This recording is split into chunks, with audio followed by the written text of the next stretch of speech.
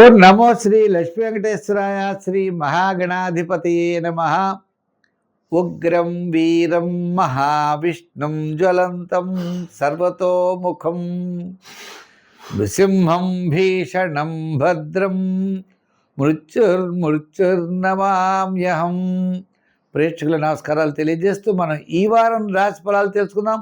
June 14 నుండి June 20వ తారీఖు వరకు ఉన్నటువంటి గ్రహాల యొక్క పరిస్థితి చూసినట్లయితే వృషభ రాశిలో మనకి అంటే కర్కాటక రాశిలో గురుడు శుక్రుడు అనే 2 గ్రహాలు ఉన్నాయి.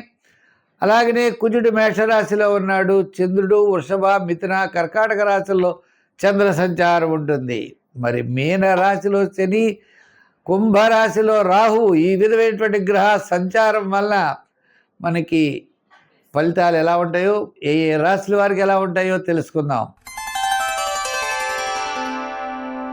మిథున రాశి.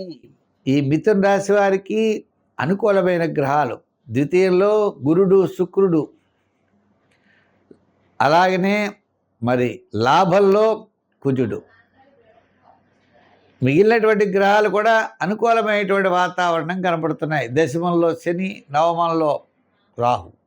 నవమ రాహు పెద్దగా ఏం చేయడు, దశమంలో ఉన్న శని ఏం కాదు. ఏకాదశంలో శని తొందరలో రాబోతున్నాడు. ఏదైనప్పటికీ గురు శుక్రుల యొక్క బలం ఉండడం ద్వారా పిందిరి వినోదాల్లో పాల్గొంటారు. ఆధ్యాత్మికమైన చింతన పెరుగుతుంది. ప్రతి పనియందు శ్రద్ధ, ఆలోచన, పబ్లిక్ రిలేషన్స్ పెరుగుతాయి. కుటుంబ, ఆర్థిక, సంతానపరమైన వ్యవహారాలు ఇటుపై చాలా ప్రోత్సాహకరంగా ఉంటాయి.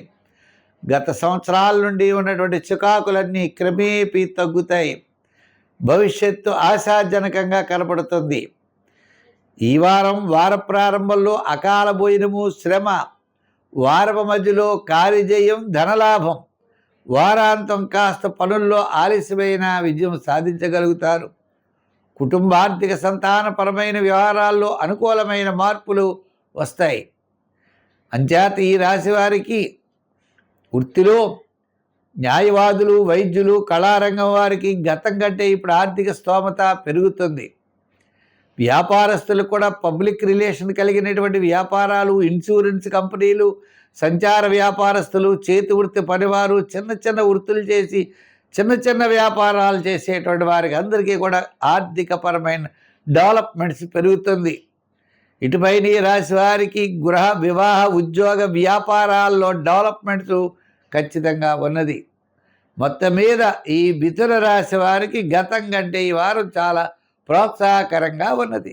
సంఖ్యల్లో 5, రంగుల్లో గ్రీన్. ఆరాధనలో ఎక్కువగా ఎవరిని ఆరాధిస్తే బాగుంటుంది అంటే నవమంలో ఉన్న రాహువు కాబట్టి అమ్మవారి యొక్క ఆరాధన చెయ్యండి. గారులు నైవేద్యం పెట్టండి. దేవాలయం, అమ్మవారి యొక్క దేవాలయానికి వెళితే అమ్మవారి యొక్క అనుగ్రహంతో సర్వత్రా విజయాన్ని సాధించగలుగుతారు.